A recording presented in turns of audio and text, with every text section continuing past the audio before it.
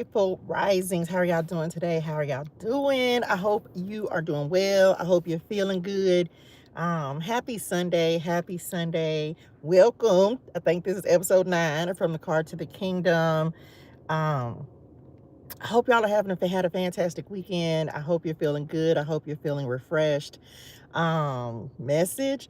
So we probably won't be here a long time, but I had to go ahead and come give this message. And I think I talked about it last weekend. It was something that the Lord wanted me to talk about, but he sent me in more detail about it today. Or no, actually, what day was this? Let me see. This was today's the 9th. Wait, what's today? Today's the 9th. And so this was actually on the 7th. He actually had me go watch some more about it. And so, the woman with the issue of blood. Okay, the woman with the issue of blood. Of course, this story comes up in 3 of the Gospels. The 3 that I actually studied it in, Matthew, Mark, and Luke. And I kind of had to go through it a couple of times just to try to get all the understanding that the Lord wanted me to have. So, we talking about healing today. Okay, we're talking about healing today. And I feel like many of us are in a season where we're doing the healing, right? We're doing the work, we're doing the healing. Hello, dearest one. We're doing the healing, right? And so when the Lord first started talking to me about the woman with the issue of blood, it was in something else that I was reading, but he was like, we're gonna come back to that. So when he sent me back to it, he was giving it to me in the form that many of us, and in this particular time that I was studying, um he was talking about just healing in general. And so, but I was also able to put myself in this situation very easily. And he gave me revelation about how I could see myself in this particular situation with her. And we know by this story, the one with the issue of blood, she was bleeding, right? She was hemorrhaging for 12. She had a child, so she was in the red for 12 years. And she had spent money, she had spent everything she had to try to get well. So I'm kind of just gonna go through my notes, and then I'm gonna give y'all what he gave me and then just whatever he gives me to give um as a result of that. So she had this problem, and because of that, she was ostracized, she was excommunicated, she wasn't accepted.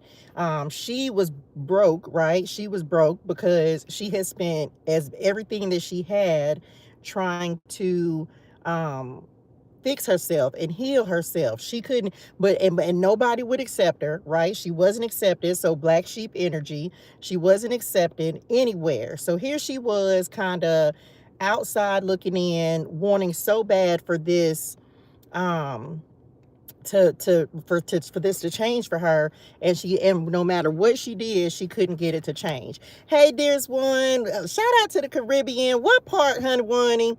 I had my roots are in the island of Dominica, but I ain't never been there yet. Okay, I'm back. I'm going though. So the first thing that the Lord told me about was like, a lot of times, because so she was considered socially unclean, right? She was saved for that moment because she was absolutely, she was saved for that moment because Jesus did a work through her, and he did something very important. And we're gonna get to that in a second. But she was sick, and so on so many levels, y'all, she was an outcast. Her family had outcast her. The community had outcast her. She couldn't go to, at that time they had to go to synagogue and worship. She couldn't go to the synagogue and worship because she was outcast. Come on, Saint Kids. My dad has talked about that before. So she was completely an outcast. And so she did everything she could, went to all these doctors, nothing was working. How many times, and this is all of us, right? How many times have we tried to use something else to heal ourselves, to escape? Y'all know, for those of you who know me, y'all know I use drugs, alcohol, gambling, relationships, so many things that we use to try to heal ourselves. And ultimately, none of it works, right? Because we still in the same problem. We still need the same healing that we're not going to get. But oftentimes we look for escapes to try to help us get over, right? So anyway, her soul was sick. just like ours is a lot of time. And we keep going all these different places trying to get what we need. And ultimately, we can only get it from one place. So here she is. She's like, man, I do whatever. Come on, 211. I'll do whatever I have to do in order to try to get this from me. Now, of course, at this point, hello, dearest one, she has heard of Jesus. And she said, if I could just touch the hem of his garment, just the hem. And so to a degree, this was like some superstition that she had where she was thinking like, if I can just touch it, but also it speaks to her faith. And that's the main thing we finna be talking about is insofar as receiving is faith, right? Do you know what kind of faith you have to have in order to say, I don't even have to touch his physical person. He don't even have to lay hands on me. And we know that in this time, as he was going through his ministry, Jesus was laying hands on people. He was healing the sick. He was doing all these miracles, right? Drop this in the chat. I'm an exception. And I'm going to make it make sense. I'm an exception. So she had so much faith that she has so much faith that Jesus could heal her. She said, I don't need to do nothing but touch. And y'all know me, I'll be like, all I got to do is touch his sandals, right? All I got to do is touch his sandals. But she had so much faith that if she could just get close enough to touch the hem of his robe, that it would work. And sure enough, it did, right? So there are a couple of things that the Lord told me about this. So when a soul is sick, they often go to different doctors and spend a great deal of time and money trying to fix themselves. But when we come to Jesus with our sin and lay it upon him, it doesn't make him a sinner. It makes us clean. So when she touched the hem of his robe, there was power that went out of him, right? Immediately he felt the power. It's crazy, y'all. If y'all had watched The Chosen, y'all know I'm a fan of The Chosen. If you have not watched The Chosen, you need to watch The Chosen, because if you actually watch it, it gives you a visual perspective of what happened with this. So as I was reading it, I could actually see myself going, like watching The Chosen and seeing this particular scene in The Chosen. So if you hadn't watched it, you need to watch it. A noticeable surge of power went out from him. And so she was trying desperately to get the healing. She didn't even want to be seen because, mind you, she was trying to just find some kind of way to get to him. She didn't want to be noticed. She didn't want to be seen. She didn't want none of that, right? And so, but Jesus did something very specific, and this is something that he's going to do. He is doing or has done for many of us. I feel like many of us are going through this process of where he's making it noticeable, the healing that's happening within you, in and with and through you. Some of you are getting ready to display God's healing in your life by the things he's stepping you into, the way he's getting ready to make you show up in the world, in your jobs, with your families, in whatever area that he's putting you in. He's getting ready to make it very noticeable that what you have done in secret, he is now getting ready to do in public. So she was just trying to, like, if I can just do this and then I'll go about my way. But Jesus made an example out of her.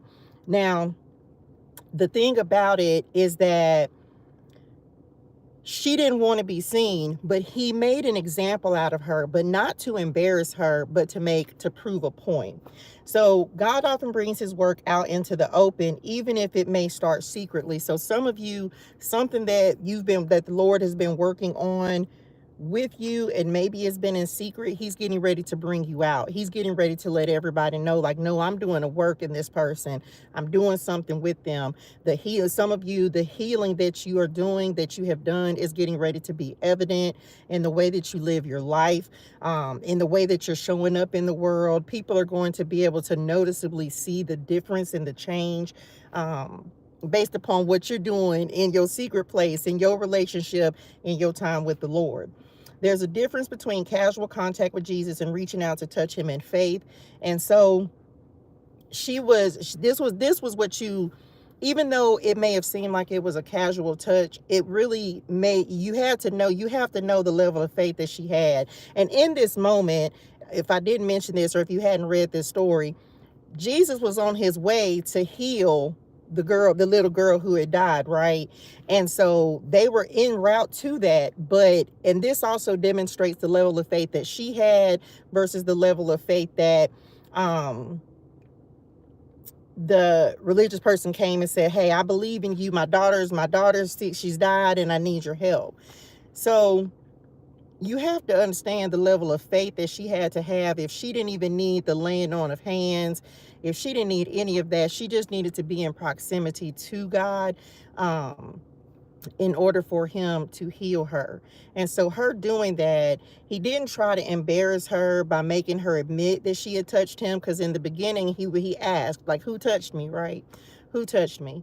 And so she didn't want to draw attention to herself, even though he already knew it was her, because he had felt the healing power come out of him. He had already knew that it was her. And eventually she comes forward and says, it was me.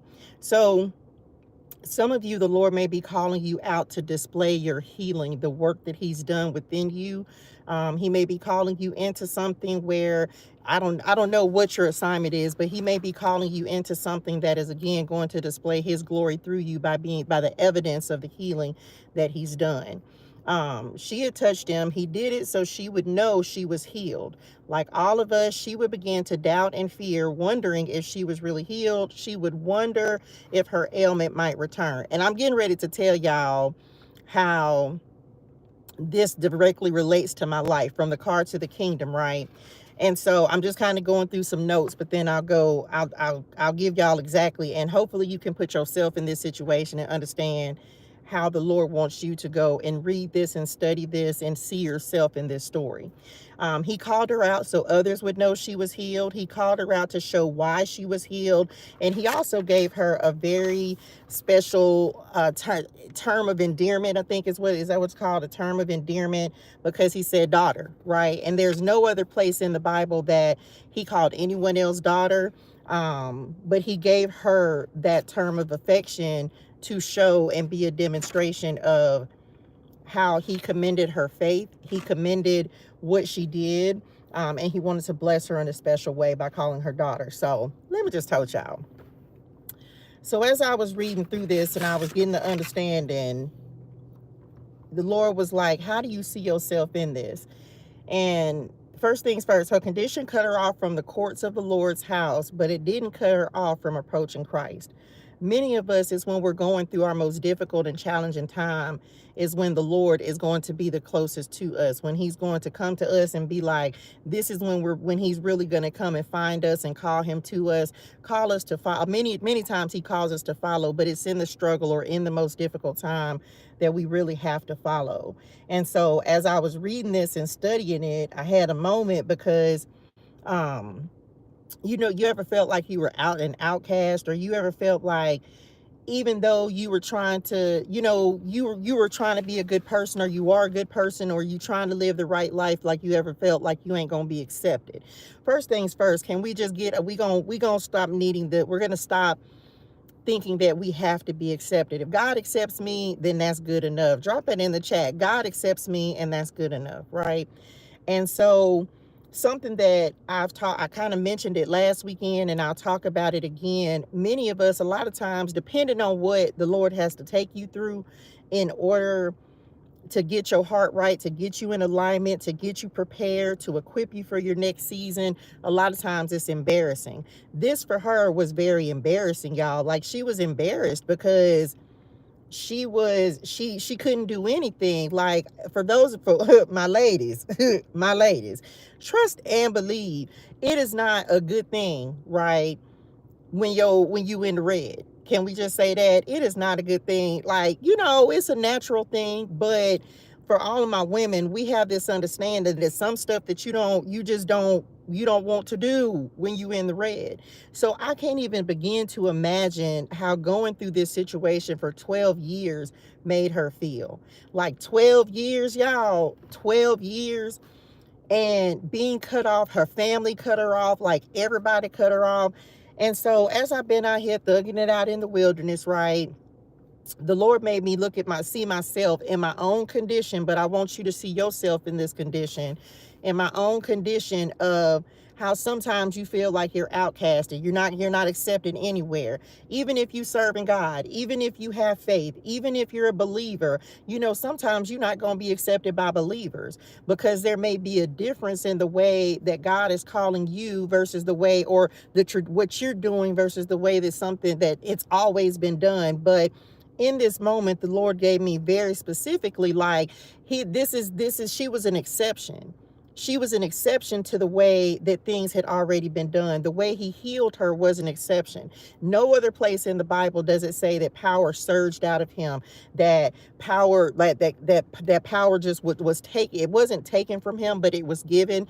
But nowhere else does it say that. Again, she was an exception. So the first thing, when the Lord was talking about her being cut off from the courts of the Lord's house, and this is no offense to anybody, and I'm sure nobody would be offended, but many times, you see a lot of religious people. The religious people didn't accept her. They wouldn't help her. They wouldn't, they didn't have any cures. They didn't have any answers. She couldn't really even approach them because they felt like she was unclean. And because of that, she really had no other way but to just have her faith and trust in God. Trust that if she could just get close enough, that she would be healed. And sometimes I have felt like, as I've been going through this situation, like, man, if I can just get close enough, I would be healed. And so in this moment of studying this, the Lord was just like, because of your faith, you've been healed. And so I'm able to compare my homelessness to this story of feeling like you're cut off.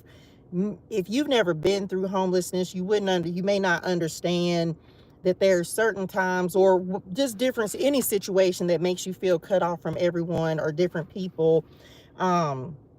There's certain things like it's like, I know one example that I used to use is like, man, I don't really want to go anywhere because, it takes a lot to try to go take a shower. You don't really have anywhere to get dressed. Now, if it's something that I've had to do, then I do it, and that's just it, and I don't worry about it.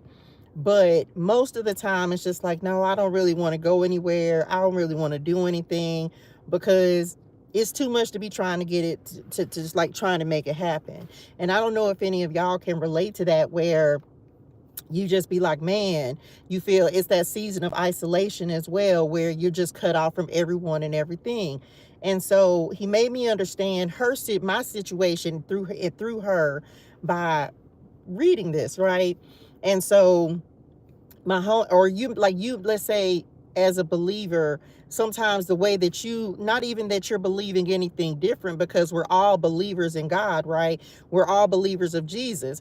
But do you ever feel, but sometimes, because your beliefs are a little different, as evidenced by, and we'll go to the next point, as evidenced by the way that the Lord uses me, right now, y'all know I read tarot, and that's the way that the Lord communicates with me. And let me just tell y'all, one of the biggest challenges that I've had is that, if you, based upon what everybody else believes, that's not the way that the Lord is using me. But he gave me some more clarification on that today, because he had me in the book of Galatians, but that's a story for another day. But it's just like, again, being an exception, because there are many times that when you don't do things the way that everybody else does them, people will think that you're let's call it a false prophet, or that you're a sorcerer, or just all these different terms that people give. Even if you can be talking about the same thing, even if you can be preaching the word of God, even if you can be, pointing people, inviting people into relationship with Jesus, there are times when people are still going to think just like Jesus, right? They didn't believe that he was the Son of Man, that he was the Son of God, right? And so I understood, the part where he was trying to explain there may have been a level of superstition that was included in her faith.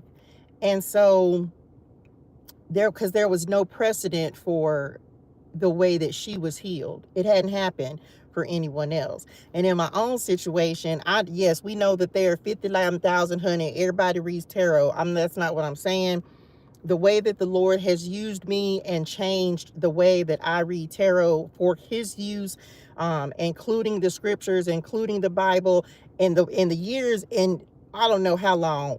I didn't know anyone who was doing that, and I haven't seen anyone who was doing that. I pray that people are doing that. I don't watch tarot readers, y'all, so I don't know. And even when I was many moons ago, that's not something that they were incorporating. So I understood that sometimes the Lord will do something very unique. There will be no precedent for it. But it's his choice to do that. And so some of you, he's calling you into doing something in a very unique way. And we talk about this all the time. But there's a level of healing that's going to happen. There's a level of belief and understanding that he's choosing for you for this that's going to happen. And it's something that you're going to have to believe wholeheartedly, no matter how much other people don't believe in it. You're going to have to stand on the word of God, and you're going to have to stand on what God has told you. And even today, just mentioning this briefly, as he had me in the book of Galatians and talking about Paul and having me, and I've been getting so many messages about Paul. And mind you, today, come on, 1426, 226. And so he had me reading about Paul. And the part that stuck out was that Paul, no, God qualifies who he calls, right? We know that he qualifies who he calls. And with Paul, there was no one else who appointed him to the office of apostle. God appointed him. Drop that in the chat. God appointed me. And many of you are getting to the point where you're going to have to be able to stand up 10 toes down on your calling, on what the Lord had, how he's using you, what he's telling you to do. And it's going to be people who criticize. It's going to be people who think you crazy. And you got to be willing to say, but I know what God said. I know what God said to me. I know what God has told me to do. And it's going to require a level of courage and confidence as displayed by this woman with the issue of blood. She just was like, I just need the healing. I just need the healing. And sometimes we come to Jesus in that way where we just need the healing. Many of us have been through so many things, and that you just need the healing, and he is the place to get it. So I saw that as part of what I was studying, was like there was no precedence for this way of application. So many of you are going to be doing something, and it's not going to make sense to other people. It's not going to necessarily be applauded, even by those people who are believers of Jesus. It's not necessarily going to be like anything anyone else is doing, but you're going to have to do it anyway. She applied herself to Christ and received mercy from him. It is great encouragement to humble Christians that those who hide themselves from men are known to Christ. He sees in secret what you're doing. He sees in secret what you're doing. So many of you, the Lord may also be calling you into a time where you're going to have to spend personal time with him so that he can do this next level of healing that is necessary, this next level of preparation that is necessary. There was so much that was revealed to me in this situation. For those of you who are going through, where sometimes when you go through your wilderness season, your isolation season, you don't have anybody else but God. You don't have anybody else who understands. You want to talk to people sometimes, but there's sometimes people who are not going to understand. And I said this on another message. Side note, let me also say this, because I'm going to be talking some about this on the messages that are coming out this week. The Lord gave me a very specific instruction, and I told the Lord, I said, Daddy, it almost sound a little repetitive on the messages that are coming out, because this is not just a call for those of us who are trying to find our way to Jesus or understand him more, but it's also a call to those who think they know Jesus and have this great relationship with him. Sometimes we forget the principles that we originally started with. Sometimes we forget once we get to a certain high enough place. Sometimes, and this is no offense to anybody, but people can get too big for their britches, or they can think it's almost becoming conceited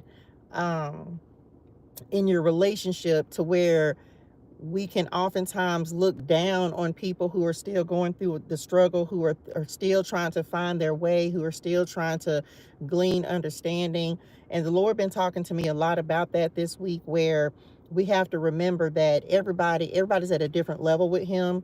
And so whether you're an old time believer or a new time believer, it's about remembering that at one time you were the humble person who came to him pouring your heart and soul out and didn't know how to heal yourself. And he's been talking about how there are some people in leadership, some people who have forgotten that they were meant to feed his sheep. They were meant to actually encourage them and help them navigate the path and help them, navigate their way. And sometimes, I guess when you're no longer begging for the same blessings, or when you're no longer in a position of begging for healing and help, and we can sometimes forget. And I say we because I wouldn't discount myself from this, even though I can't say it applies to me, but I can't say it doesn't, right? So, and one of the things I prayed as the Lord was been talking to me about this week is, may I never forget where I was as God has taken me where I'm going.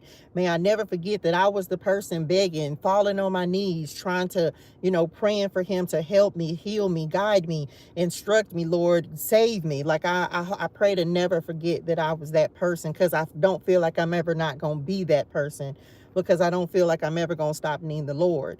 But this was, in that, this also came through in the woman with the issue of blood, because she was begging for help. She needed it so bad, and there was no one who was willing to listen. Everybody shunned her because of what she was going through. And can you imagine that kind of isolation for 12 years where nobody accepts you?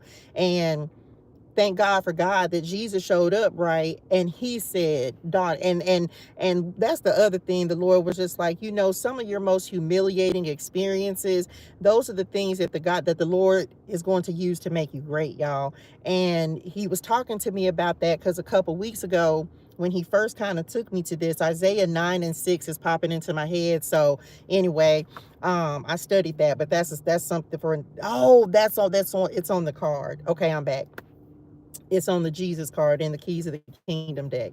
And so he was talking about how humiliated she was, y'all. And I couldn't do anything but be like, man, I understand it.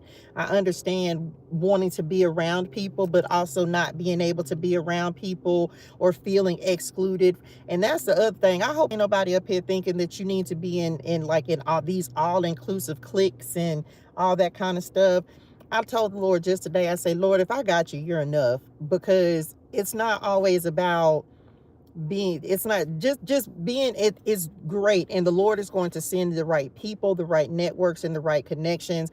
But for some of you, there's a necessary separation so that you can know the real from the fake.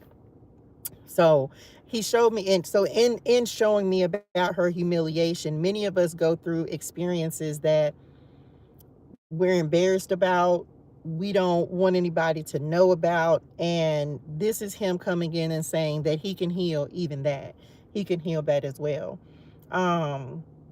He didn't want, okay, he called her out so others would know she was healed. So yes, many of you, the Lord is getting ready to put you in a position where your healing is going to be evident.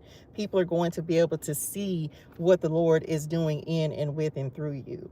Sometimes Jesus will ask us to do things that seem embarrassing, but there is a higher purpose, even if we can't see it. When we come to Jesus, we must tell him the whole truth about our sin, about our suffering, because he wants to know what he can do for us, right? What can he do for us? So there's healing in what even happened with her. It took her 12 years to get something that she been waiting on, y'all. 12 years that she had to, that's long suffering, right? And Jesus wasn't even there at the time. But it's like some of us, we go through seasons where it seems like it's never going to end, but there's healing that is going to happen even in that long suffering, even in those situations that seem like they're just never going to come to an end. It's really, and I will use this situation of mine and as just an example of this. Like, y'all, as much as I have complained to the Lord, and even on these videos about how tough, because I ain't gonna lie, y'all, like, it's been an experience, and it's still an experience, right? I have oftentimes complained to the Lord and talked to him and told him, like, man, I can't believe that this is my life. But even at the end of that, I'm so grateful for this experience, because number one, it was humbling. It put me in a state of submission to the Lord. It put me in a state of understanding that I need him and I can't do it without him. And it also gave me an opportunity to just to let go of some of those things within myself, humiliation and shame being some of them.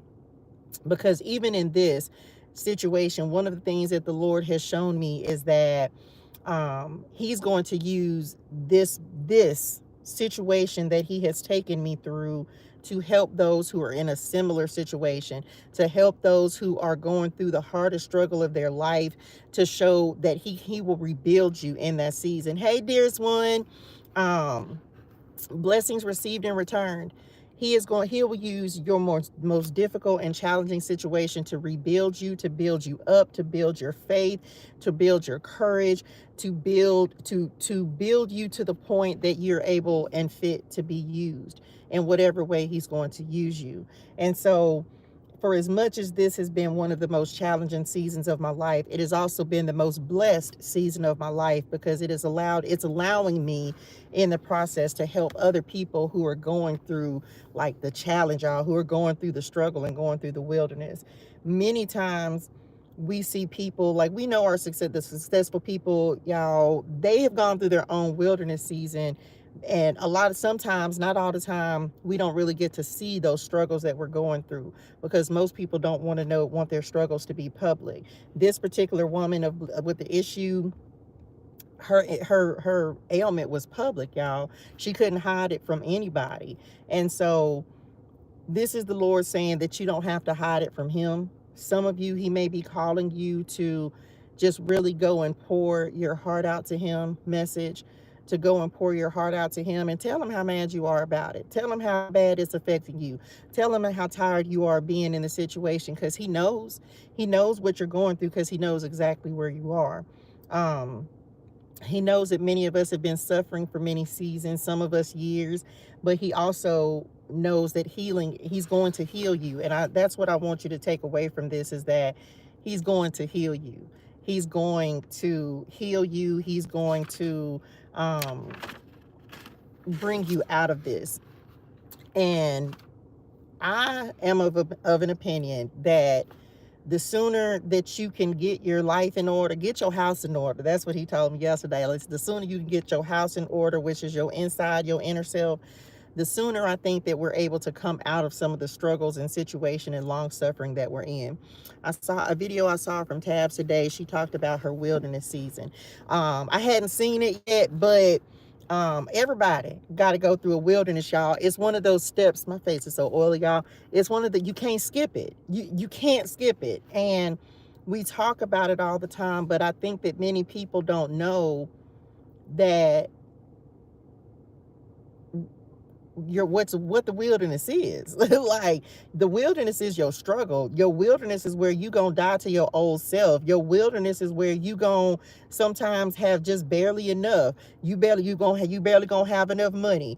You barely gonna have enough. It's daily bread, manna, right? Daily bread. And so for many of you, I've been in this particular wilderness season for 2 years, y'all. 2 years I've been in this particular wilderness season. And there has been so much transformation that has happened in this season, y'all. So many changes that the Lord has made in me. But I couldn't avoid it, because if I hadn't have gone through this season, so many things that the Lord needed to correct about me, I wouldn't have corrected on my own. And so he had to humble me in order for me to get some things together. He had to fix my heart. He had to fix my heart and make sure that I was going to own up and be the person that he needs me to be. It's a great encouragement. I think it's a great encouragement to humble Christians I said that Christ has comforts ready for the daughters of Zion that are of a sorrowful spirit. Be comforted. It is the will of Christ that his people should be comforted, and it is his prerogative to command comfort to troubled spirits. He's putting honor on you as well, and your experiences and your willingness, right? Your willingness to continue to thug it out. This is an encouragement as well. Like, whatever you're going through, don't give up. Don't give up. And it's hard, because I've told y'all this as well. One of the things that I have fought with is wanting to just be like, no, Lord, it would just be easier for me to go get a job. It would be easier, but that's not the instruction he gave me.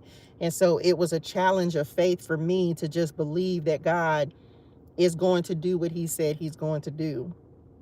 And so this particular time, I will say that this is the first time that I haven't failed that test. Anytime before, and I think the last, I think maybe, and I've told y'all many times where I'd be like, oh, I'm just gonna go get a job, and the Lord just sitting watching, like, when are you going to trust me? When are you going to trust that I have it all together? When are you going to trust that I'm going to take care of you? When are you going to trust that I'm going to do what I said I'm going to do? And so this last time, because every other time I'd be like, I'm going to go try to figure it out myself. And this time I said, I'm just going to wait. And as hard as it was to wait, as hard as it was to just believe in him, I just did it this time, y'all. I just did it. And I know, and I hope that that's encouraging, but it's not always easy to just sit and depend and wait on God. But many of us, he will take us to that point of submission so that you can remember that he's a God who gives. He wants to give us good things. He wants to take care of us. Now, that doesn't mean that you're not going to have to do nothing, okay? That don't mean that. That means that you're going to have to be working towards something, right? If he's giving you something to do, maybe it's just going to school. Like, y'all know that I'm in school, so for a long time I wasn't doing nothing, y'all. I was just putting out the messages, and that's it. But even since I've been in school, he's tasked me with, no, you gonna record the videos, but you gonna go live, but you gonna go to school. You're still going, he's getting, because he wants to add more to us, but he's not gonna give you more than you can hold. He's not gonna give you more than you're ready for. So all of that comes back to healing. When you have a level of healing and understanding with the Lord, he can add unto you. But that healing happens in your wilderness season. That healing is going to happen. And sometimes the wilderness lasts for a minute. Sometimes it lasts a while. What else?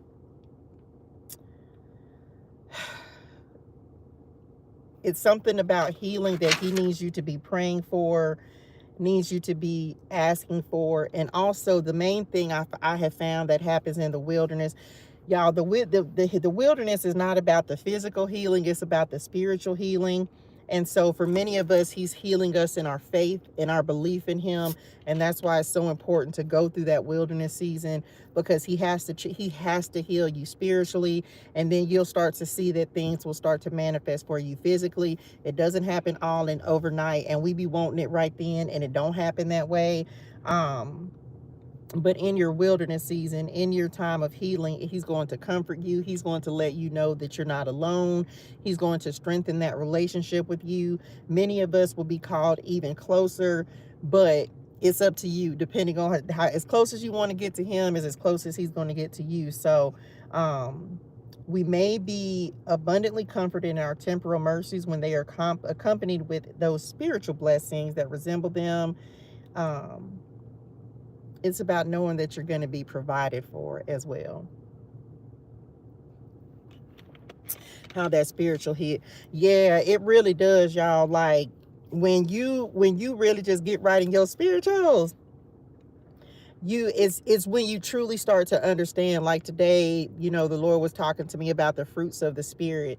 And when you really just get your spirituals together, when you really just like understand what the Lord is trying to tell you and start, because let me just tell y'all, look, my last couple of days that I've been in my Bible study, y'all, I literally just started a new journal. I had to buy another journal because I'm almost out of paper in this one, but he been teaching me a lot today and yesterday and Friday too, I think, about walking in the Spirit and really understanding what that means. And then today I had to learn about the fruit of the Spirit. And, it's just so much understanding. But again, y'all, if I wasn't spending this time and had this dedicated and disciplined time, I literally today, I've been in the Bible all day. I think I started at maybe, the time went up. So I think I started at maybe 9:30, 10 o'clock, something like that. I think it was about 9:30. Yeah, it was about 9:30 that I got here. And then up until 2 o'clock, that's what I've been doing. Because there's something so nourishing and so comforting about connecting with the Lord. Like there's nothing like that feeling. And it's not to say that I don't have my own worries and challenges, but even in, I can't even explain to y'all, like, even in just the last, I'll say month, for real, the relationship that is building between me and the Lord, it's so beautiful, and it makes you really just be like, I really don't have anything to worry about. I really do have someone who wants to take care of me and is going to make sure I'm good. He's been, and again, y'all, we talk a lot about the wilderness because so many people are going through the struggle. And it's crazy to me because I can remember, I said it's crazy to me that I didn't know this before. It's crazy to me that I took so long to get here and to get this level of understanding, y'all, because it just is like, I can't believe it took me this long, Lord. And now I can't imagine not being on this type of time with the Lord, if that makes sense. Because there's so much that has happened for me within just the last month of just getting closer to the Lord that it's just like, I can't believe that the answer was this simple. But it really, I don't want to say simple, but it was hard, but it's simple. So, dang it, I can't tell nobody what to do or not do. But I can tell you that the more time that you allow Jesus to just do what he's going to do, hold on, y'all, or needs to do, should I say, in your life, the easier it gets. The easier it gets. And so I would just encourage, I'm not that person that's going to tell you what to study, how to study, when to study. I'm not that person. I'm the person that's going to tell you, Jesus wants you, Daddy wants you. Like, I feel that everyone has to come to Jesus in their own way. They have, and again, that goes back to me even talking about tarot, because that's the way that I connect with him, or that's my level of connection. But when I'm doing Bible study, it has nothing to do with cards. When I'm just sitting conversing with him, it has nothing to do with cards. That's simply a way for me to focus the message that he wants me to give for the day. But I also understand it again so much in this woman with the issue of blood, that it was such a different way that he provided healing to her. And I just saw myself in that. I saw myself like, man, I can't believe that tarot took me to Jesus. I can't believe that tarot is the thing that really opened up this relationship for me. And so many people discount it and call it, you call it whatever you want to call it. I'm not here for that. But it's just like, people not even understanding that the Lord will call you in whatever way he needs to call you, and he will use whatever tools, whatever way he needs to speak to you, he will speak, and whatever way he needs to heal you, he will heal. And so and then also, like, the other thing, and I don't know which part, going into the feeling convicted, there. Oh, okay. So let me also say this, like, if the Lord is giving you something to do that is outside of the societal norms, if you will, or outside of the Christian norms, the Lord told me something, and I don't want to go try to find it, but he was like, he didn't come here to try to do all like, he didn't come here to try to fix all the old stuff. He came here to truly do a new thing. He came here because the old systems and rules and regulations, that doesn't excuse us from, like, living and understanding the law. But he didn't come here, he fulfilled the law, right? We know this. He fulfilled the law and the prophets. So it's kind of like, that's why God is doing so many different new things, because the old things that he was doing ain't working. And he gave me the analogy of putting new wine in old wine skins. And I had to study that out, y'all, because we hear that all the time. Like, you don't put new wine in old wine skins. Why? Because the new wine will burst the old wine skins. You don't take a new patch and put it on an old garment. He's not here to do that. He's here to find willing vessels who are willing to do his work, who are willing to do things, who are willing to say, and this is not that you, because you don't want to be confrontational. You don't want to say, oh, well, I know and you don't know. No, I'm not on that. But I know what God said, and I know how he's talking to me. And I know that if there's certain times when I've listened to other people and felt like I was further away from God than closer to him, and there are times when I've heard people and it doesn't feel like they're drawing me in, it feels like they're pushing me away. And I understand. Thank you, dearest one. And I understand that there are so many times and there are so many people. We out here supposed to be bringing people closer to Jesus, but because you're a little different, because you don't do things the way the church tells you to do. First of all, we are the church, and we are the ones who, and all of us are going to be called to Jesus in a different level of relationship and understanding to him and with him in our own way. But I can understand it so clearly. Do y'all realize how many people, because the church will condemn them or tell them, and this is nothing against the church. This is about, why would you, there are people who hear voices. There are people who hear God before they actually experience him. I'm one of those people. I heard him before I actually felt him, if that makes sense. I heard him before I actually even knew what I was listening to. So he brought me in a way that was not necessarily the way that everybody else comes, but he brought me the way that was going to be best for me. And so many of the new people, the people who are becoming awakened, if you will, who are starting to understand that they're being called into something, he's calling them in a different way because they relate in a different way. And so I have even felt at times where, because it's not what the church people say you should do, that it's not going to, oh, that ain't God, that ain't Jesus. And I went, and some of y'all know this, but I went through my own time where I was so convicted in my spirit about what I was doing, but I was just like, no, I'm not crazy. I know. But people will make you think that you're crazy, or try to make you think that you're crazy, but you're really hearing the voice of God. But everybody's going to hear differently. So it's one of those things where we have to be mindful of pushing away new believers who don't completely have an understanding of what's going on. I didn't, and I'm not no spring chicken. Okay, I didn't understand, but the longer that you stick with it, the longer that you just keep being like, no, I'm not crazy. No, I know what I know. And again, that's learning to trust your intuition. Those of us who read tarot, you know, it's all about intuition and what your intuition is saying, what your spirit is saying. What is the spirit? The Holy Spirit. The voice is God. So it's like understanding that people are going to come in a different way, but that doesn't make it wrong. And that's why the Lord is doing so many different things. That's why for a lot of things, there's no precedent for what he's doing, because it hasn't been done before. Why? Because he's not doing all the things that have been done before. And so I hope, and now y'all, now, I don't even know what made me pick up the cards. I don't know what made me pick up the cards, but I'm going to show y'all just because. And I don't even know what made me pick them up. Didn't I just say I was hearing Isaiah 9 and 6? Didn't I just say Isaiah 9, 6? And look at this card, y'all. The Lord is going to the Lord is going to call us the way he's going to call us. And that's just it, y'all. Because he can. I'm going to put the cards down because I wasn't even trying to pick up. I don't even know. It's a habit. I'm back. He's going to call us the way he's going to call us. And he's going to just, the whole deck, y'all, the whole deck. It's a habit for me to be, you know what I'm saying, have some picking up the cards, y'all. It really is a habit. But thank you, Lord, for showing up in that moment as a confirmational, as always.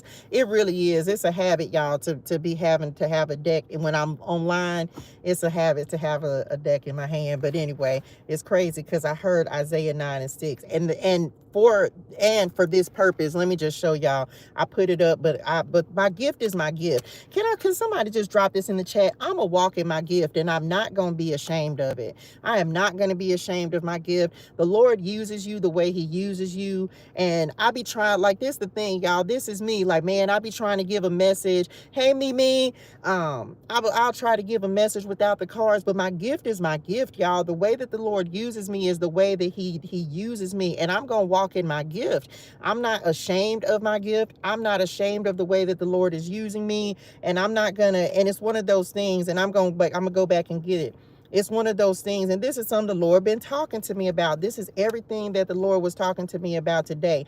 He didn't call Paul in the same way as he called the other apostles. He didn't call, like Paul was specifically called by divine revelation. He was called by Paul, he was called by God himself. He didn't sit at the feet of the other apostles. He didn't learn from them. And I have told y'all so many times that there are so many times that I have tried to go listen to people and I'm gonna listen to these people, and the Lord be like, no, you gonna listen to me. You gonna listen to me. And I still, y'all, it's something I battle with, because the Lord has been like, when he'll be telling me that I'm going to give you the instructions. There's a scripture about it. It's like, and it's in one of the decks. He's like, I will instruct you. I will teach you. I will make you, I'm going to make sure. And it's just like Paul, he wasn't, let me show y'all my notes from today. It's like he had me studying in Galatians today. And Paul's gospel came from a revelation from Jesus and not from man, not even the apostles in Jerusalem. Because it wasn't them who taught him. It was a period of 3 years from the time that we know Paul was persecuted. Paul, also known as Saul, was persecuting the Christians, those who were of the way, right? Because it was called the way at that time. He was persecuting them. He had an experience with Jesus on the road to Damascus, and then he ended up becoming the writer of all of the Pauline epistles, as we know. And so today the Lord been talking to me about, whoever this is for, come on, Spirit, whoever this is for, you got to walk in your gift. Because if you are not willing to do that, then the Lord cannot increase your gift. He cannot expand your gift. And some of us, not everybody, some of us, you're not going to come to God or even be used it for the people in the same way as other people. He wants to expand your gift, but you first have to accept it. You first have to be willing to walk in it, okay?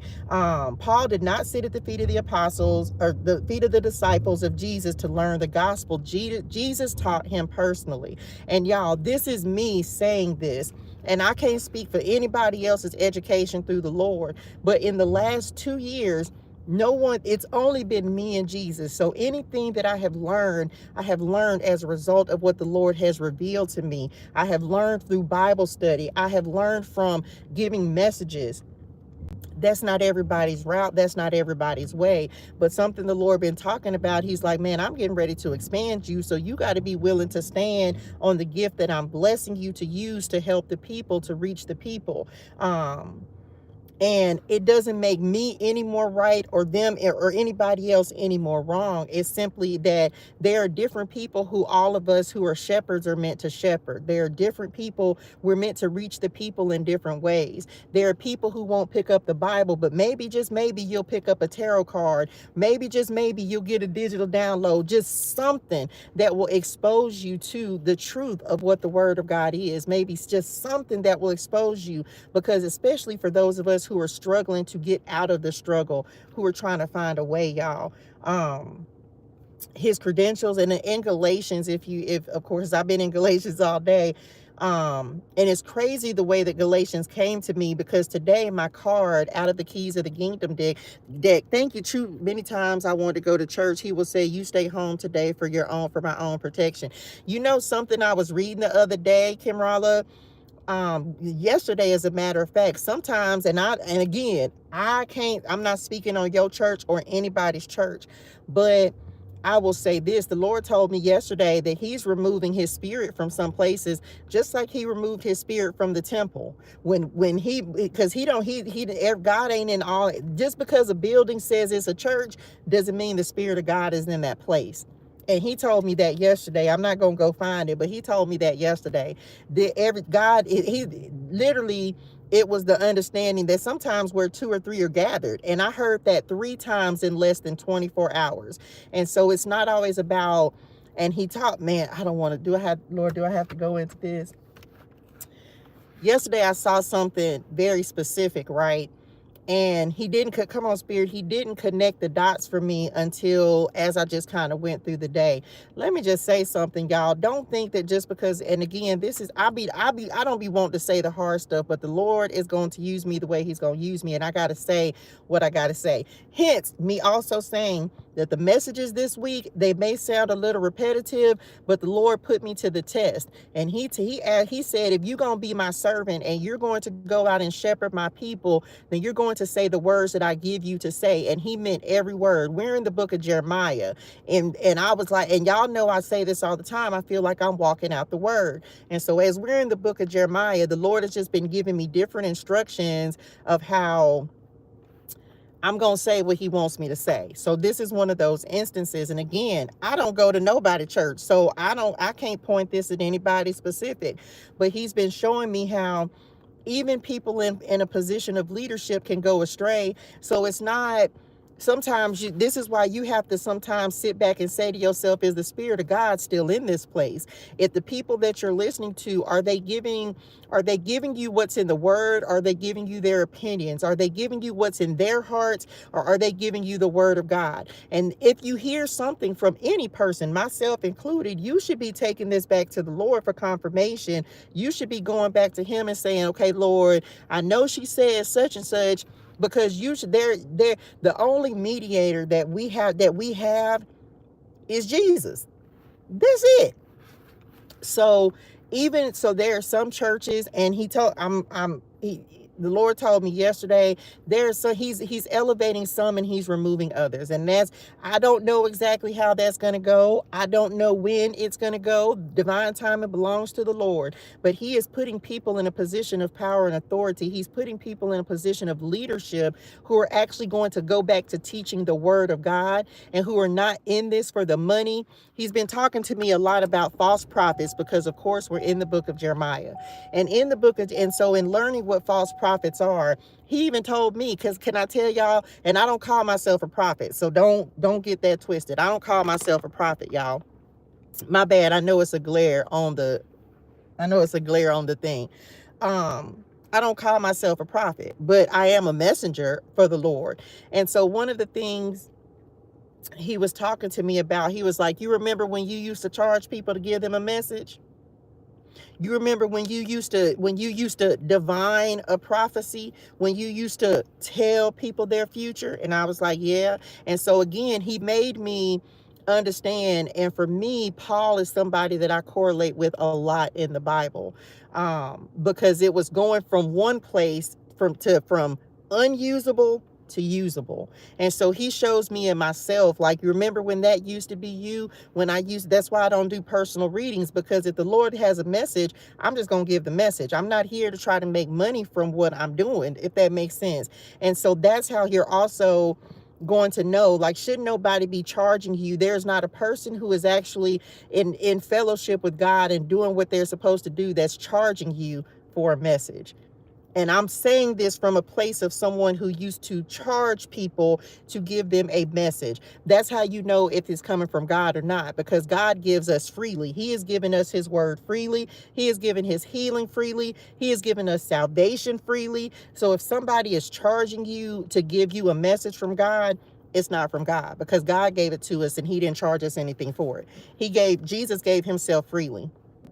So there are people in positions of power and authority, yes, that the Lord is going to he's going to humble them. He's going to humble them, because we all forget.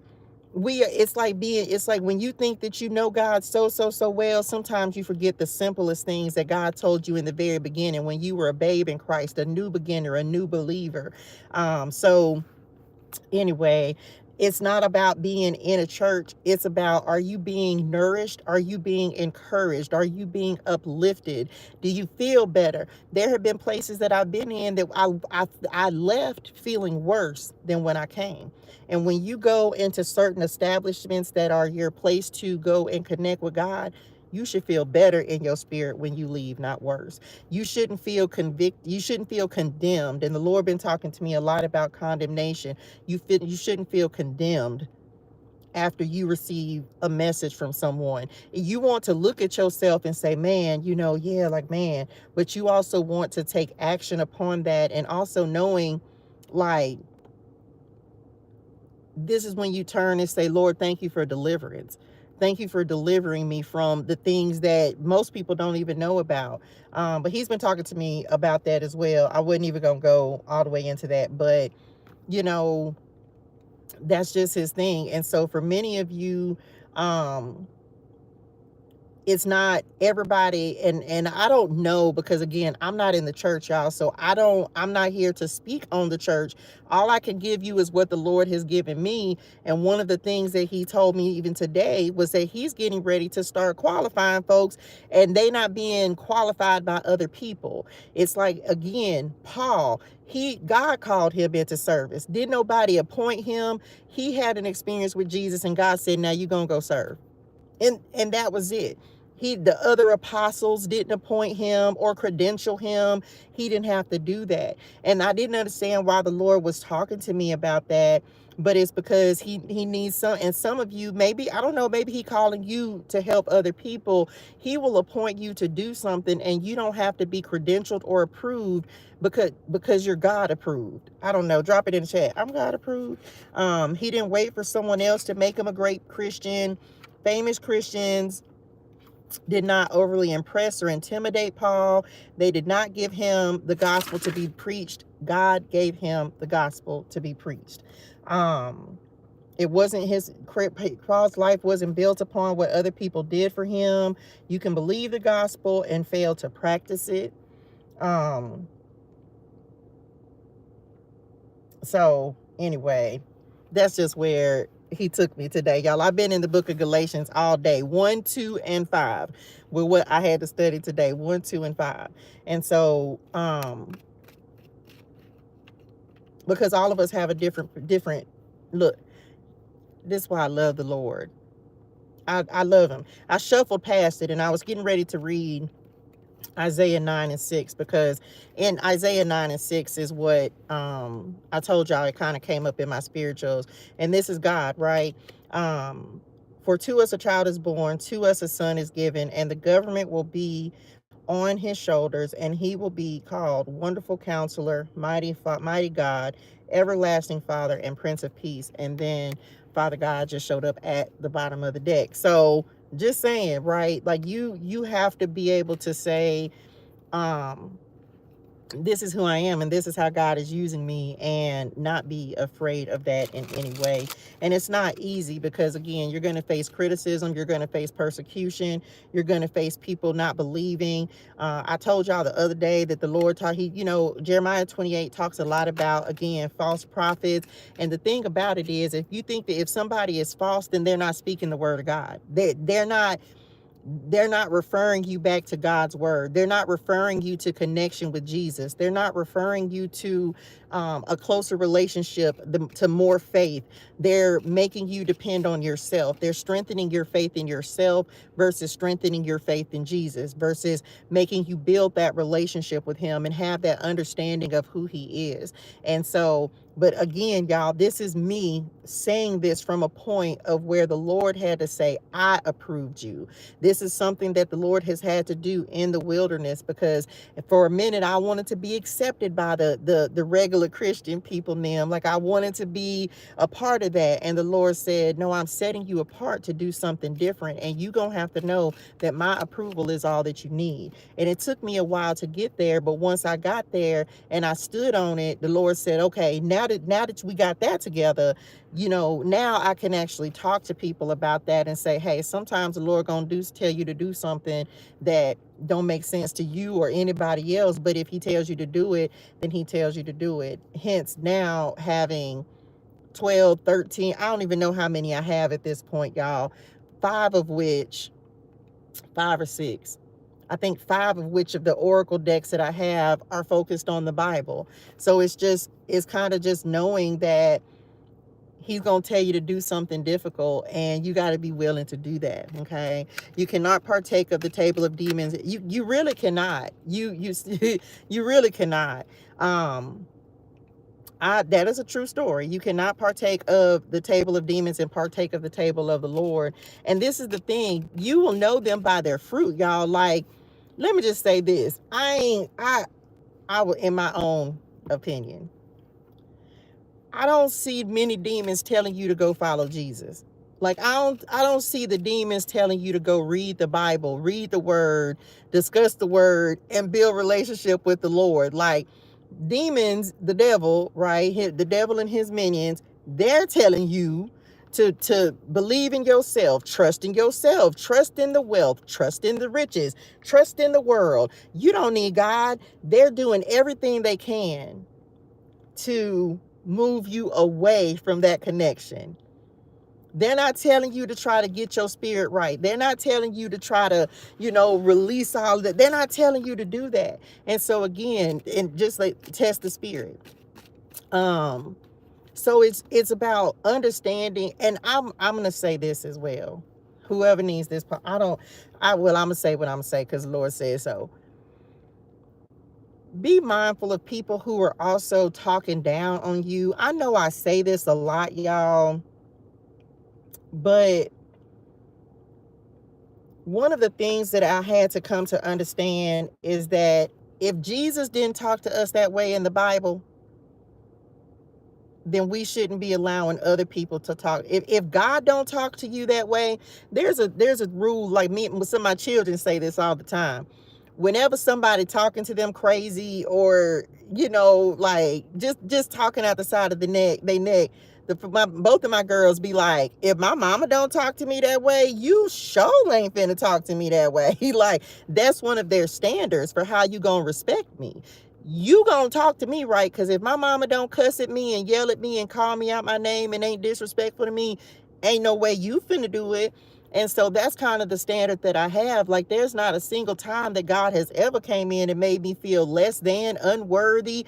God doesn't do that. So if there's someone coming in, and it's not to say that we don't have things to work on, y'all, but it's about understanding that God don't talk to us that way. He will convict you and make you, he'll let you know when something's wrong or right. He gonna let you know, but he's not making you feel like you're this, that, or the third. So be mindful of people who are calling you names and you know what I'm saying, making you like calling, like trying to, I don't even know what else word to use. Just be mindful of that. And maybe some people need to be talked to like that, but I'm not one of them people.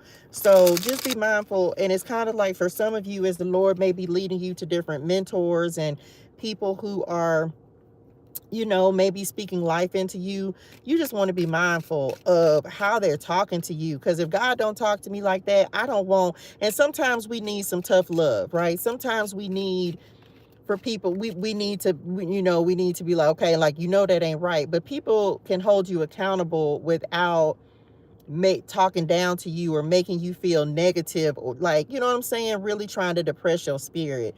So just be mindful if you're listening to people. If you feel worse from a message, then better.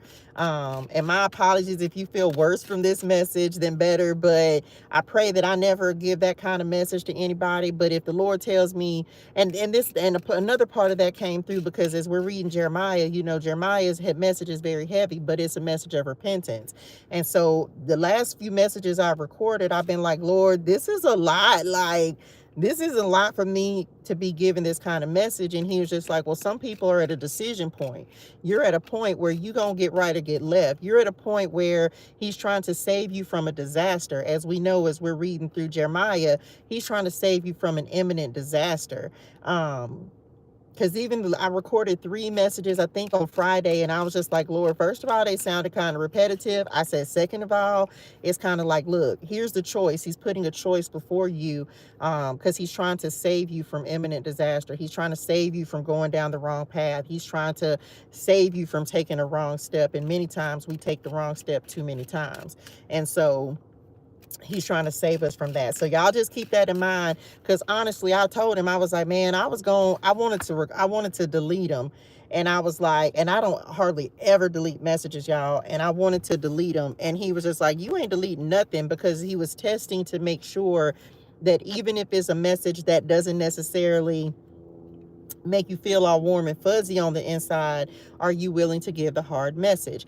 How did he confirm that for me? Because today, as I was in Galatians, Paul had to go and confront Peter about the fact that when some of the other people named from Antioch, right, from when Peter came in and some other folks came in, he basically went back on everything he had said And now all of a sudden he had to, because he was people pleasing, he was much more concerned with losing power and status. And Paul, who basically had to call him on it, he had to be like, no, Peter, you ain't even living like that. So why you trying to? And you can go read this in Galatians I'm paraphrasing, but Paul had to confront Peter and be like, you wrong for that, because you ain't been on that type of time.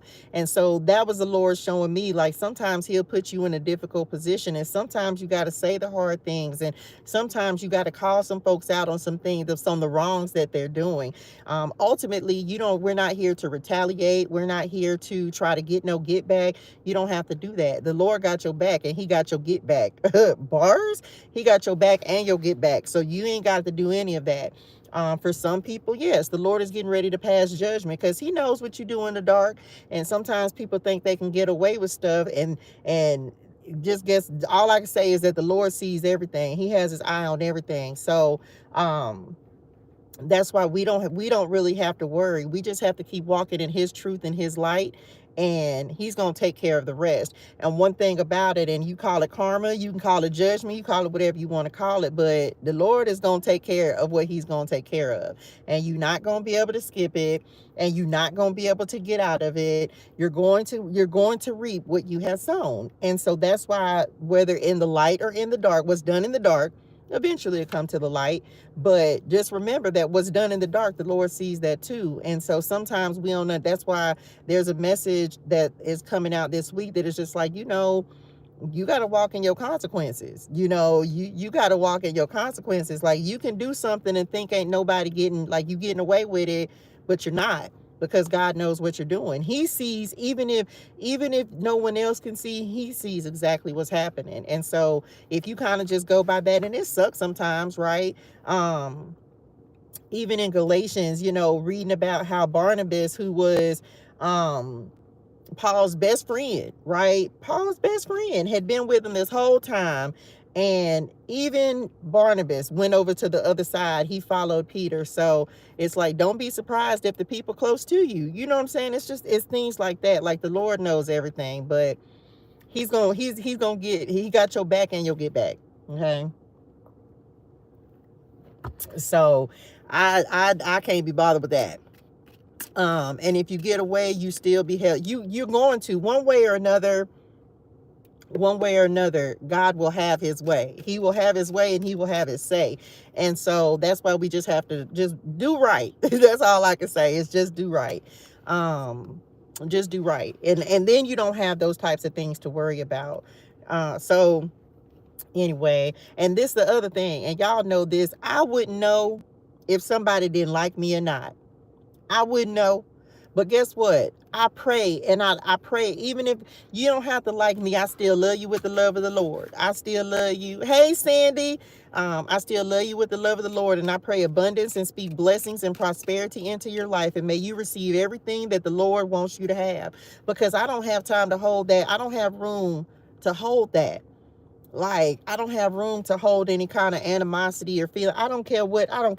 And because I got too much that I'm just trying to stay in right relationship. And that's just it. So for those of you, that's why the Lord will say, love your neighbor as you love yourself. Just pray for them anyway. Pray for them. Pray that they get right in their spirituals. Because baby, I just would, first of all, I wouldn't know, because how many of us have anybody that's walking up to you and saying, I don't like you? Most people are not that courageous. Most people have a little coward in their spirituals. I don't have anybody that I have some people I don't like, but I love you, right? But I'm also not in them folks' face. So it's kind of like, most people are not going to walk up to you. A lot of times you don't know who doesn't like you. And so just pray for them. And keep it moving, right? Keep it moving, because you're never going to know. You're not going to know how people really feel until they reveal their hands. And that's what happened in Galatians. Like, Paul, I can imagine Paul was like, dang, Barnabas, for real? Like, so it's kind of like, but anyway, that's all the time I want to spend on that. It's just understanding that, like, God has the last word. He has the last laugh. And I'm that person who don't want to be on the wrong side of the Lord, okay? I innocently asked God to reveal third that don't want me to win, and he revealed my mom's siblings and her whole side of the family. She recruited people to try to steal. Child, listen, you would be amazed at you would just be amazed at sometimes the people who will actually come up against you. I'm sending you so much love, light, and healing energy, dearest one, because it is not the business, but you will be amazed. And I will say this from personal experience, y'all.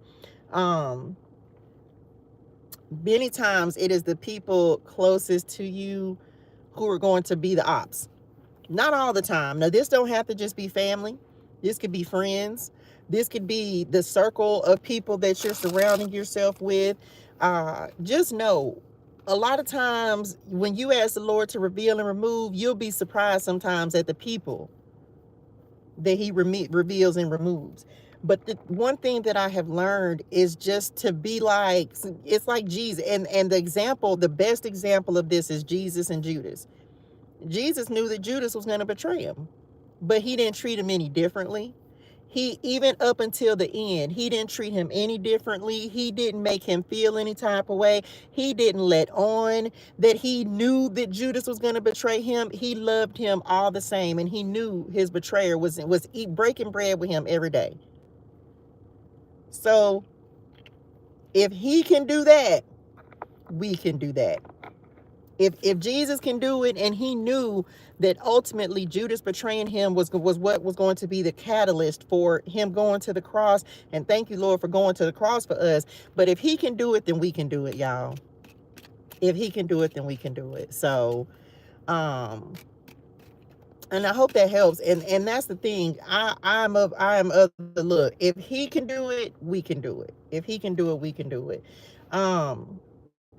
What else? Let me make sure I don't have anything else or I didn't forget anything. A noticeable surge of power, because I didn't finish going through this. When Jesus calls us forward, it is because he has something special to give us. So many of you, it is graduation season, okay? It is graduation season, y'all. And on top of studying about this, at this particular time, I also studied about the blind men and their faith again. So some of you, it's a lot about faith. I will say that it's a lot about faith. Jesus is willing and able to save us to the utmost. We just have to come to him. A strong faith regards no obstacles. Some of you, if the Lord is giving you an instruction, you need to follow it, whether it's fasting, whether it is more prayer, whether it is whatever your instruction is. You need to follow that instruction. And I can't talk about that part, but just know that there are instructions. For some of you, it's a matter of discipline, of the Lord knowing that he can count on you to be consistent with something that he's telling you to do. There's some things, can I talk? I can talk about, well, can I talk about it? I can talk about it now because it's almost over. So, y'all, today, and this is speaking to fasting, right? So I haven't fasted in a while. It's been a long time since I fasted. But I have to thank you, Lord, because you did tell me that yesterday. He said, do it, and then you can talk about it. Today is day 4 of my fast. I've been fasting. Today is day 4. And I thought that I was only going to fast for 3 days. But y'all, this is the true, I swear on this one of them, I swear on Jesus sandals. I knew that, remember, I think I told y'all the other day that I kind of just looked up to see what Lent was all about. I didn't realize that it was a time of prayer and fasting, but y'all know I've been talking a lot about prayer, and the Lord has just been calling me to prayer and prayer and prayer. So he was also calling me to fast. And I was like, okay, Lord, I'm going to do it. So I made the decision. I was like, okay, I'm going to start fasting on the 6th. And sure enough, I started my fast on the 6th. And this is not the first time I fasted, but I will tell you this. This is the first time that I have fasted with no difficulty. This is this one of them on Jesus sandals. Okay. Y'all, I have not had the desire to eat. I have not had, before when I had fasted, I just felt like, oh my gosh, I gotta eat.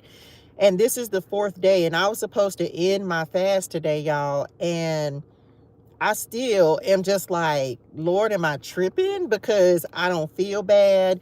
I'm not like craving food, and I can't do anything but describe it as spiritual fullness, like being full of the Holy Spirit, because all I've done for the last 3 days is just spend time with the Lord. And most, we read about it, and the Lord tells us, to fast and to do some things in private. And fasting is not one of those things that you're supposed to just broadcast and make everybody know, like, oh, I'm fasting. But I'm sharing this with y'all now because today is day 4, and I've been on nothing but water. And I feel great, y'all. Like I've been tripping because I was like, Lord, am I tripping? Like, there's no craving for food, nothing, y'all. And anytime I fasted before, I have never felt this. Like, I've never felt this. And so there's a prayer that I've been saying every day before I fast. As soon as I get up, I'm just like, and I said it today, but today is the day that, nope, nothing but water. Nothing but water. All I've had is sparkling water and regular water. All I've had is water. No, nothing at all but water. And it's been crazy. And so I am sharing that with y'all now, because I told the Lord, but I think I'm gonna wait, and I'm gonna see how far I can go. But I'm sharing that with y'all. So some of you, because the Lord was calling me to fast, and I couldn't. I was just like, okay, I'm finna do it. And so again, this is the first time that I've ever fasted, and I hadn't needed like, or hadn't felt like, because I was tripping. Because on day 2, I was just like, man, I'm not even hungry. And on day 3, I was like, yesterday, I was like, okay, Lord, like I'm not, and even today is day 4, and I'm just like, okay, I was like, yeah, I'm good. So, and it's 3:30. So some of you he may be calling you to fast, and he told me not to share it until I was actually done with the fast, or until he was like, do it, and then then you'll be able to tell people. But I tell you, it's like, it's really just me, y'all. I couldn't do nothing but give glory to God, because I was like, Lord, you got to be the one that's keeping me, like, no hunger pangs, no nothing, y'all. And I was like, okay. So some of you, he may be calling you to fast. It may be from social media. It may be, like I said, this is the first food fast that I've done in quite a while. And this is the best fast that I've ever had. And of course, if you're going to fast, please fast with a purpose. Don't just fast just to be like, okay, I'm fasting. And my purpose in this was connection and closeness to God, and to strengthen that connection and relationship with him. And so that's what has literally happened in this fast. So make sure that you have a purpose for your fast, not just, and I'm still going to the gym. So that ain't, and I was just like, okay, so some of you, if he's calling you to fast, then that may be something you want to try to do as well. Or if he's just telling you to drink more water, I don't know, whatever it is for you. So just pay attention to what it, maybe it's tithing as well. Let me tell y'all about this as well. You as well, dearest one, thank you. I'm gonna talk about tithing, because the Lord had to put some check me in my spirituals. And this goes to my, and then I think I'm gonna be done. So remember, I told y'all I was going through warfare about 2 weeks ago.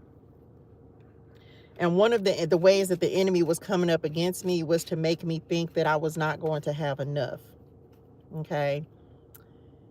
And what happened as a result of that was I started to feel like I wasn't like even if it was a small amount, it was making me feel like the enemy was trying to make me feel like it wasn't enough. And before, I had been really consistent where I don't care how big the blessing was, I was tithing my 10%. But it was like the blessings started decreasing and I didn't have as much. So I found myself becoming fearful that, and again, tactics, right? And I think I'm kind of mentioned this on it, but I didn't go into detail about it, where I was like, Lord, I thought I had already been through this. Like I thought I already passed the money test, if you will. But I found myself just barely having enough. But what ended up happening was, because I became scared that I wasn't going to have enough, I found myself not paying. I don't care if it was $1. I found myself not giving the tithe the way that I normally would. And so whatever day it was that the Lord just shook me out of that, y'all, he was just like, get out of there. Like he wasn't stern. Like, well, you was a little stern, daddy, but he had to put a little bass in him, spirituals. Like, he was like, I know you ain't afraid. He's like, I know you're not afraid that I'm not going to sustain and take care of you. And that was kind of one of the things that made me wake up and be like, I'm tripping. And so sure enough, he broke me out of that. And I don't even know what did it, but he broke me out of it. And he made me realize that it was a tactic that the enemy was trying to use to make me fearful that the Lord would not provide. And we know that if the Lord brings you through something, and as much as the Lord has been on my side, y'all, and has taken care of me and has sustained me in this wilderness season, there should have been no doubt in my mind that God is going to take care of me. But there was, right? And so he corrected that. And so immediately I was like, okay, Lord. And so I found a way to I just found a way to give. Yes, Philippians 4:19. And we know he shall supply all of our needs. And so I don't know who that's for. But if that's something, especially if you're having money issues, right? If you're having money issues, let me encourage you that you need to tithe. You find somewhere, some way. There are 3 things that the Lord has been talking to me about that are going to be important and you need to figure out where you are in each one of these things. And it was prayer, tithing, and fasting. Those are the 3 things. And so hence me fasting, right? Because I was like, okay, Lord, because one of the things that Jesus, I want to say it's in Matthew, but I'm not sure, where John's disciples, it's something I studied the other day, where John's disciples are basically questioning Jesus, like, why ain't they fat? Why aren't your disciples fasting, but we're having to fast?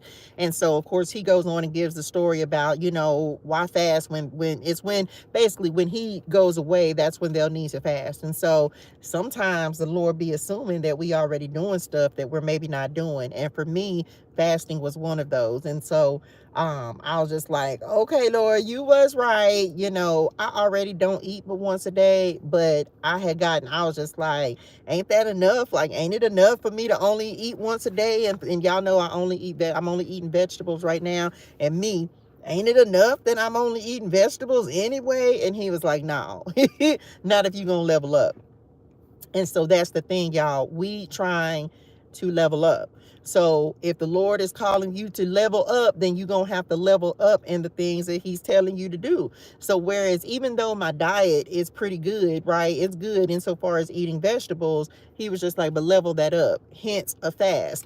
Even though I would pray, he was just like, I need you to level that up. He was like, even though I was tithing, he was just like, I need you to level that up. And so I was like, okay, Lord. So if you are praying for elevation or to get unstuck or to get out of something that you're in, you gonna have to level up. And that's just it. Drop it in the chat. I'm leveling up, right?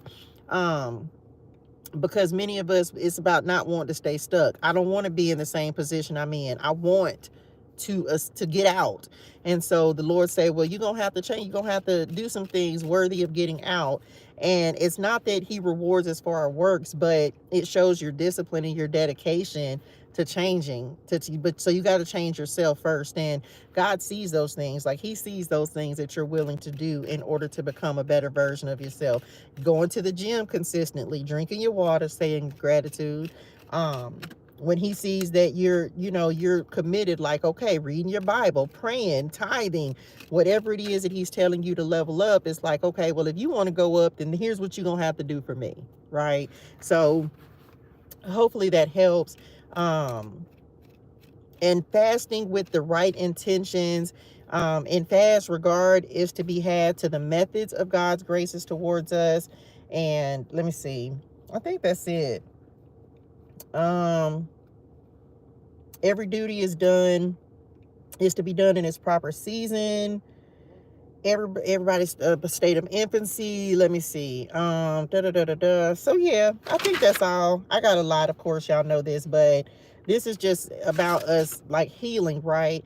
Many of us, it's like, okay, Lord, what's my next step? Where do I need to shift? What do I need to change? What can I do to help overcome this season? How do I get to the next season? And again, it's nothing. I mean, God can change things in a moment, but be willing to just put the work in and do what's necessary to get yourself to your next level. I think that's it, y'all. I think that's all I got.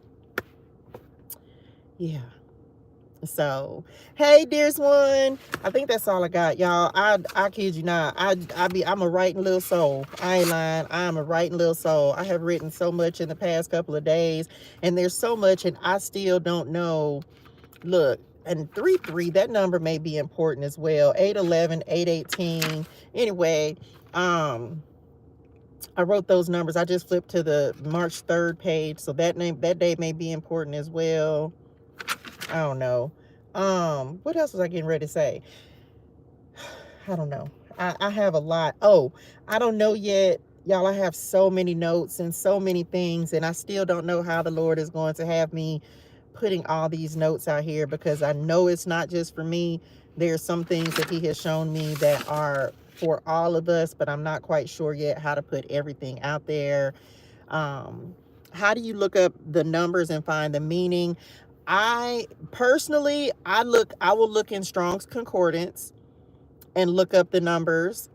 And then sometimes there are certain numbers that have certain meaning for me already, just because of the relationship that I've established with God. But there are certain times where there's just a number that'll stick out, or it's just something that's noticeable for me. Like I told y'all the example last weekend that I saw a truck with the number 3364 on it that was in front of me when I was driving on the interstate, and it stuck out because the number 336 is important for me. That's my personal number. And so so certain numbers like just have certain relevance for me. And so when I saw 3364, I was just like, okay. And so sure enough, I went and looked it up in Strong's Concordance, whatever day this was. I think I told y'all, and I think it means to awaken, to wake up. And so the crazy thing about it was, like, the next day I ended up seeing that same number on TikTok. Like, I went on TikTok and it was like the likes on a particular video was 3364. And I was just like, oh my gosh, but it didn't come like immediately. You know what I'm saying? I just saw it and I was just like, 3364. Okay, cool. And I was like, okay, Lord. But at the time I was also praying because I was driving down the street going to school. And I was just like, So of course, when I then see the same number the next day, I was like, okay, Lord. So, but most of the numbers, I will look them up in Strong's Concordance. Sometimes they take me to a scripture. It just depends. Like, I'll kind of just do the research, ask the Lord, like, okay, Lord, what do I need to know about this? And so, if it's something that I'm not familiar with. And so I just kind of wait and see. And like, I'll look it up. And if I look up a number and it don't really give me anything, I'll be like, I don't know how this really. And sometimes I don't know. Sometimes I'll just see a number, and for whatever, like, I'll hear the Lord say, write it down, and I write it down, and I may not know exactly what it is at that time, but then at a later time, it may come back and I'll be like, oh, so, or I may have it written on a certain day, and the Lord, because I try to write it most of the time I'm able to write it in my journal, but it may come back at a later time. So thank you, dearest one. I appreciate the support. Yeah, so just I'm a writer, so I write a lot of them down. A lot of times I like for as an example, 1124 right now for me is one of those numbers that's like you need to pray. If I start seeing 1124, it takes me to mark 11 and 24. So it's just different things, just different ways that I have, and it's why most of my cards have numbers on them, except not keys of the kingdom, but and I talk a lot about numbers because it's one of the ways that the Lord communicates with me, but it's just something that I've built over time. So just kind of developing that relationship will be helpful. Certain numbers will just take me to certain places and certain things, and so you just kind of build that relationship. At least that's what I've done. So hopefully that helps. And yeah, just knowing that the Lord will speak to you however he needs to speak to you in whatever way you are going to best understand. It was one of those processes where I had, and it's still a process, because there are different things that the Lord does now that he wasn't doing before. Different ways that he's helping me to connect things. And so you have to build your own language, right? You have to build your own language with the Lord. You have to allow him to speak to you in ways that you will understand. One of the things I had to recognize is that I heard one time somebody say that the Lord doesn't speak in full sentences. And I don't know what God they talking to, because my daddy speaks to me in full sentences, because he knows I'm not going to understand. You can't one word me. Like every blue moon, he'll say one word, but me and the Lord be talking. So I believe that the Lord talks to you the way that you talk to him. If you are taught that the Lord doesn't talk to you in full sentences, then he's not going to talk to you like that. But me and the Lord be sitting up here having conversations. And so he talks to me the way I talk to him. He talks through numbers, and he talks through, music, and he talks through animals, and whatever way he needs to give me a message, he knows that it's going to trigger you in some way to be like, oh, I need to pay attention to that. So however you build that relationship and that communication with him, my belief is that that's the way he's going to talk to you. If you only want one word, then that's what he's going to give you. But I'm not a one word kind of person. So I just like, that's what I tell anybody. Like, look, how you want God to talk to you? Because if you establish it that way, then he knows that you'll receive it that way. So just saying. So that's just the way that when he brought me to him, that he started. I was already kind of, like into astrology and stuff like that. So he was just like, I'm gonna use it, and he does. And he's not, and that's us as a society and different things, like, oh, God doesn't talk through numbers. God talks however he wants to talk, because he's God. He can talk however he wants to talk. I'm not the person that's gonna limit God. You can't, just because he don't talk to you in the trees don't mean he don't talk to me.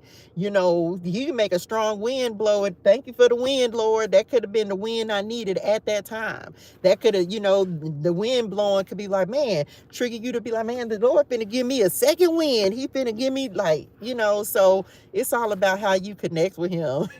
Like, and I think that's so individual to everybody, but he bases it on how you're going to understand. So, because even today there was something going, and then all of a sudden a strong wind just came through, and I was just like, whew, okay, Lord, give me strength. I think I was getting ready to go live, because I was like, oh man, I've been in the Bible all day.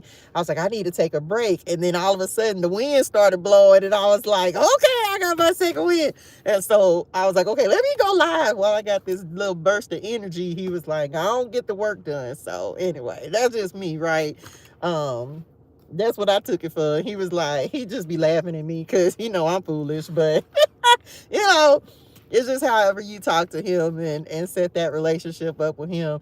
And most of the time I be trying not to be serious. Like, he knows I'm playful. I be joking, and he got jokes. So we kind of have a humorous relationship, but when he needs to be serious, he's serious, and when he needs to get some straightening, he gets some straightening. So he knows just how to talk to me to get my life and my spirituals in order, and I think that's for everybody, right? I told him the other day that it's so good to see so many people representing him in a way that's not so stern, because he's so much more than that. And as we're reading through the Old Testament, um it's easy to think that God, like, it's why if you read through it, you be like, man, does he love us for real? Like, but he does. But thank God for Jesus that he shows us that love in the New Testament, because we don't see as much of that. Like, you see a lot of the harshness, the sternness, I'm God. And so a lot of times people will have that kind of understanding of him, until you get to know Jesus and really understand the love that he has for us. And so I'm grateful to see people who are able to show the comedic side of him. So many people who are doing things in his name and doing to give him glory, that are adding a little razzle dazzle to it, right? Not all the harshness, because that's, I think, he wants us to have reverence for him, even though we say fear. He wants us to just be like, man, Lord, I can't live without you. Can't, because having him it really gives you joy and happiness, and it makes you feel good. But if you just read the Old Testament, you'll be like, he hates us. He hates us. So it's good to see so many people that he's allowing to show that side of him as well, because he does have that side as well. He has the funny side, the playful side. He's not just stern and mean and vengeful and wrathful and all that kind of stuff all the time. He's just not. So anyway, so that's it, y'all. That's all I got. I had to go do some homework and get ready for the rest of my week. So again, y'all, I'm just telling y'all right now that yes, every day, child, I'll be talking to the Lord all day. If you in your wilderness season, let me just tell y'all, if you in your wilderness season, you probably gonna talk to God a lot. I do. Like, when being out here in the wilderness, I talk, that's who I talk to. Like, I be talking to the Lord. I be so focused. Like today, I was so focused in on Bible study that I really don't be paying attention to nothing else. I kind of just be ducked off, but it's just like I'm in communion, like I'm conversating with the Lord. And so a lot of times when I'm in that zone, I can honestly say I don't want to be bothered. Because that's the time because of what I have going on, like that time with God is so precious to me, to be able to. So I've had this talk with the Lord where people would probably think, like, if you see me just out somewhere, right, and I'm kind of like, usually my head is down, I'm taking notes, I'm in the Bible or something like that, so that's what I'm focused on. And people would be like, oh, she's not personable. But it's not that. It's just, this is my time and my space and my opportunity to really connect with the Lord. And so I use this time for that. And when I'm not, I'm just like this. You know what I'm saying? I'm like this. But when I'm focused on God, I'm focused on God, and I give him my time and my attention. And so today there was somebody, like people be sitting, and sometimes it annoys me, true story, because I'm like, oh, I'm trying to focus and I can't focus. And sometimes people be doing stuff around me and I ain't paying them no attention, child. I be in my own zone, be up here talking to the Lord. So but you know, it's just what I've become accustomed to. I like to be ducked off, and I give the Lord his time. Like, I really give him his time. So anyway, if you in your wilderness, that is your time. That is your time to connect. That is your time to really, really, really build that relationship with the Lord. And it ain't nothing like it. Again, I'm so grateful. As hard as it's been, especially over this last week, as hard as it's been, I'm so grateful that the Lord has given me this season, because it's just been an opportunity to connect with him and really know more about him. And it just makes you want to know more and more and more. So I'm grateful for it. So that's it. That's all I got, y'all. It's gonna be a great week. Some people think we are crazy. He truly talks to us. It's in the book of Job. He tells his friends they don't hear his voice anymore. He told me I was his, and is, and do. Okay. Y'all, what's so crazy? This a side note. Y'all know I love to talk about this. What's so crazy is we've been doing it. It's just crazy how the Lord has started to move things in a different direction. Because for those of you who've been doing Bible clarity with us, we've been doing Bible clarity since December 13th, 2023. And we're now in the book of Jeremiah. It's going to seem like it's going to take us forever to get to the Bible we was just saying, Daddy. But There are so many things, and because the Lord, he talked to me about the Old and the New Testament. We're no longer, of course, under the law of Moses. That don't mean that we can just, we're free from it. It simply means, of course, that Jesus has fulfilled it, right? But he told me today, like, how many, like, just giving me so many different examples of how the Old Testament, primarily what it does is show his character.